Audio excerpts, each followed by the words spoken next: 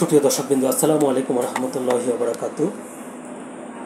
দেশের এই আপৎকালীন সময়ে ডক্টর ইউনূসের প্রতি নিজের আস্থা ফেসবুকের মাধ্যমে নিজের অনুরাগী এবং দেশবাসীকে জানিয়ে দিয়েছেন জনপ্রিয় কণ্ঠশিল্পী আসিফ আকবর। এ নিয়ে একটি খবর প্রকাশিত হয়েছে দৈনিক যুগান্তর পত্রিকায়। চলুন দেখি খবরটির বিস্তারিত তিনি কী বলেছেন। আসিফ আকবরের পোস্ট, এই আপৎকালীন সময়ে ডক্টর ইউনূসেই আস্থা।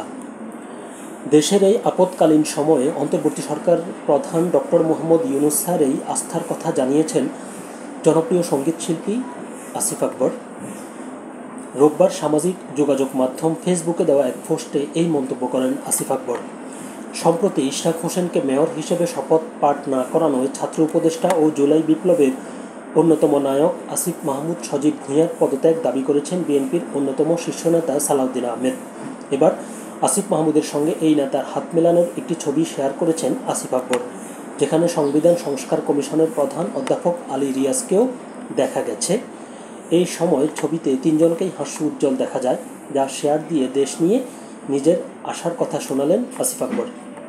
আসিফ আকবর তার পোস্টে লিখেছেন, অধ্যাপক আলী রিয়াজ স্যার, সম্মানিত প্রধান সংবিধান সংস্কার কমিশন, সুদর্শন এবং অভিজ্ঞ জাতীয়তাবাদী রাজনৈতিক জনাব সালাউদ্দিন আহমেদ ভাই, মহান জুলাই বিপ্লবের অন্যতম নায়ক উপদেষ্টা আসিফ মাহমুদ সজীব ভূঁইয়া, তরুণ তুর্কি। ছবিটা ইতিবাচক মনে হলো, চোখের শান্তি। আসিফ আকবর আরও লিখেছেন, দেশের এই আপৎকালীন সময়ে অন্তর্বর্তী সরকার প্রধান ডক্টর মোহাম্মদ ইউনূস স্যার এই আস্থা। সামনে আছে অপার ভবিষ্যৎ এবং সম্ভাবনা। সব দেশপ্রেম অবশ্যই এক মোহনায় মিলবে। নতুন বাংলাদেশের স্বপ্ন বৃথা যেতে দেয়া যাবে না। জুলাই বিপ্লব ব্যর্থ হবে না ইনশাআল্লাহ। ভালোবাসা অবিরাম।